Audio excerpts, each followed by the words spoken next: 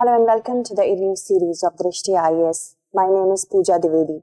Today we are going to discuss what is the current move of OPEC Plus slashing the production of oil, what will be the impacts on it specifically from the perspective of Indian economy and the other parts of it. So this particular program will focus on these many topics, plus from the perspective of GS mains paper second as well as third.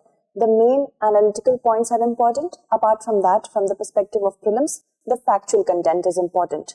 Moving ahead, let us talk about this news piece. What is OPEC Plus and why have they slashed oil production?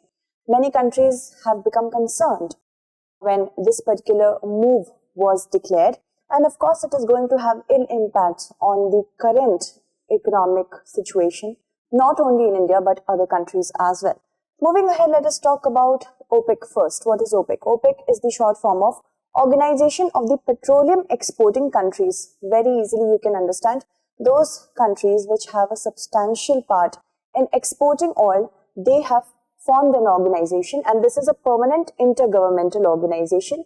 It was established in a conference, Baghdad Conference, on September 10 to 14. The year is 1960.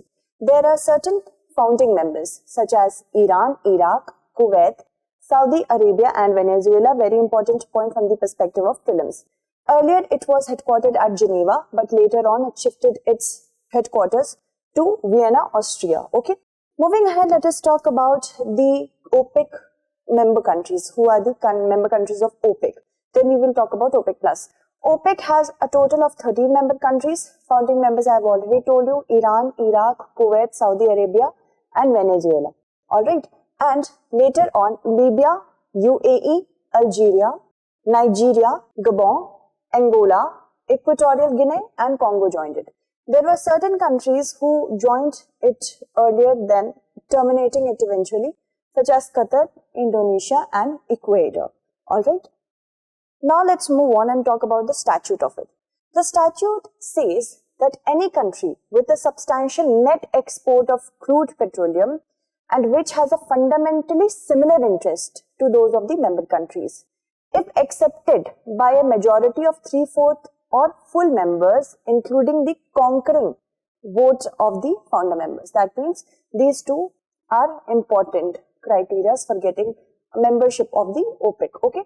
So moving ahead, let us talk about now OPEC Plus. OPEC Plus was established only in the year 2016, and it was in a reaction to the shale industry boom of the US.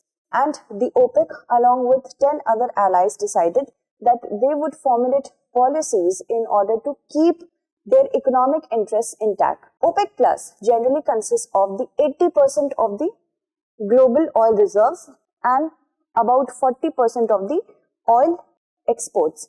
So we have to understand the importance of it. This is a group of countries consisting of OPEC countries, that is 13, plus 10 other oil producing countries, taking the count to 23. So 10 other countries are Russia, Azerbaijan, Bahrain, Brunei, Kazakhstan, Malaysia, Mexico, Oman, South Sudan as well as Sudan. And Saudi Arabia is the largest producer among the OPEC members. Russia produces more oil than Saudi Arabia, and it is a part of the OPEC Plus members. So these are certain prelims facts. Moving ahead, let us talk about the current move.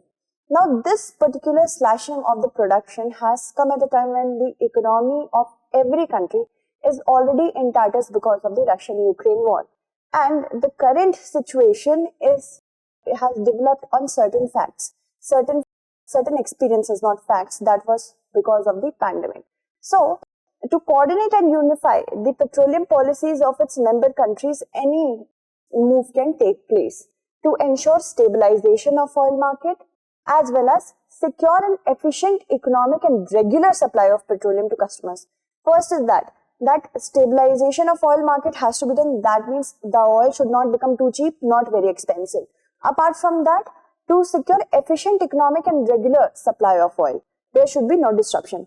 A steady income should be available not only to the steady supply, not only to the consumers, but income should also be supplied to producers, and a fair return on the capital for those who are investing in the industry. So there is a coordination between consumer, producers and investors to find a sweet spot where everybody can, gain. If not gain, come at a break-even point. So they have decided to cut oil production by 2 million barrels per day. Brent crude, which is the benchmark, was up 28 cents or 0.3% at $92.08 a barrel after the cut was announced. Moving ahead, let us talk about the current situation in relation to the pandemic situation. An unprecedented event, COVID-19 pandemic, hit the oil industry. When lockdowns occurred and not many countries needed oil because lockdown was there, and so because of that, transition from transport from one place to another was of course not needed. Apart from that, economic capacity of every country was shut down because of many countries such as India, they were labor intensive in nature. So these are the reasons. So COVID-19 pandemic, the oil market saw demand in free fall, and global storage was also filling very quickly, specifically strategic petroleum reserve. Then a declaration of cooperation was announced. Here it was decided to intensify the collaboration to restore much needed stability because it was taking a toll on the pockets of producers and investors. The largest and longest voluntary production adjustment was seen in the oil market history during COVID-19 pandemic. Moving ahead, now oil prices have skyrocketed after Russia invasion of Ukraine. That is a good, you can say that was very profitable to the producers and investors of the oil companies. Now, it has begun to soften over the past few months. It has begun to soften. So this has made the oil prices to drop sharply to under $90 in September. And there is the fear of recession in countries such as US and regions such as Europe. And because of the COVID lockdown in China as well, there is a fear that not much oil will be needed. So if there is no demand, suppose demand is not there but supply is a lot, that will be equal to too much free fall in price. So what they have done, in order to match the lowering demand, they will also lower the supply, the basic rules of market economy.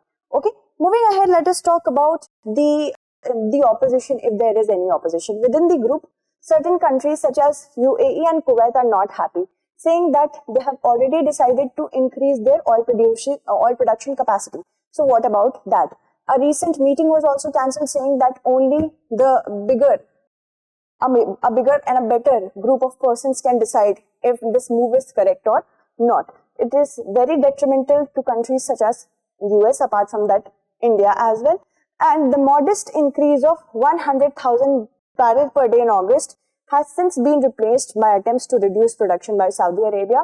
US has time and again asked Saudi Arabia to increase the production, but at all it has fallen on deaf ears. Now let's talk about the current situation or the impact that the economy will see.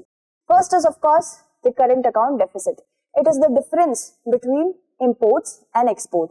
Now understand, India imports over 86% of its oil needs, and when we are in a need of 86% of oil needs, we need to ensure that we have proper amount of money to pay for it. So when we will do that, we will ensure that we pay in dollars. Now that will impact the import bill, and when that happens, it will be included in the current account deficit. So as per ICRA, for every $10 per barrel increase in the price of the Indian crude oil basket, CAD would widen by $14 to $15 billion, and that is for 0.4% of the GDP. Another problem is rupee exchange rate. Now we have to understand that the value of rupee will also come down. Why? Because we are going to buy more dollars to pay for our imports, and that means we are selling away our rupees. That causes harm to the rupees. And then a high deficit means the country has to sell rupees and buy dollars to pay its bill, and then it will cause an impact on the value of rupee as well. Rise in inflation. As we know that whenever we need any economic activity to take place, that will include fuel and oil and gas. So per unit cost of production will also increase. That will be a rise in inflation. International Energy Agency has said that a 10% rise in crude oil prices in India will lead to an increase in the wholesale price index by nearly 0.9%. It will also cause harm to the CPI. and RBI is time and again trying to keep the inflation rate below 6% within the range of 2 to 6%. But if the inflation will rise, RBI will also have no chance against it. Fiscal deficit. Fiscal deficit basically means the difference between the expenditure and revenue, both tax and non-tax. Now, if there will be a rise in prices of oil, what will happen? The government might not pass it on to the consumers. Somebody will have to take the hit. In this case, it will be the government. And when the government does that, it will create fiscal deficit because government is spending more, but it is getting lesser revenue in return, and that is never good for the economy.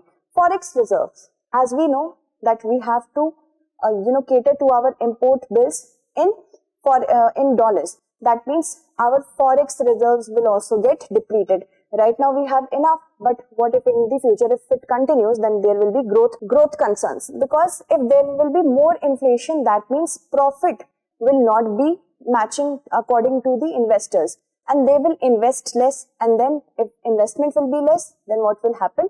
Growth concerns will be there. And as per an estimate, a rally of $10 per barrel in India's crude basket could lead to a 10 basis point fall from the annual GDP growth estimates. So these are the things. Now, you must understand that some people might say that we have strategic petroleum reserve. Why not use that?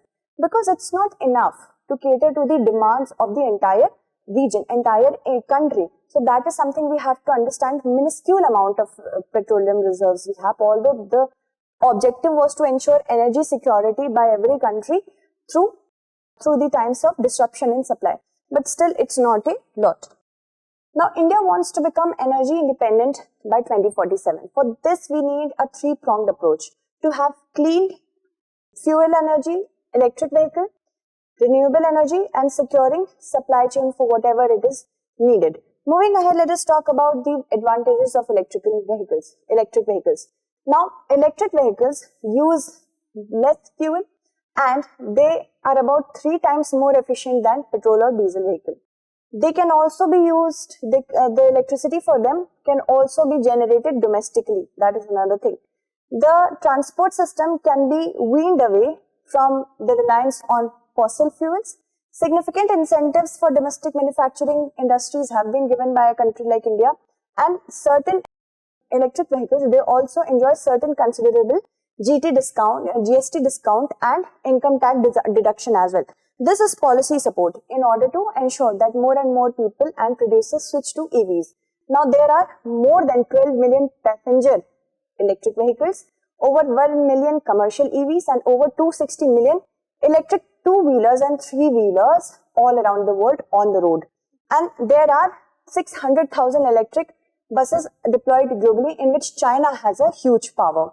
And in India, it is said that two-wheelers and three-wheelers, remember, two-wheelers and three-wheelers, they will constitute 80% of the share by 2030. That means these two are the areas where we need to concentrate the most among others.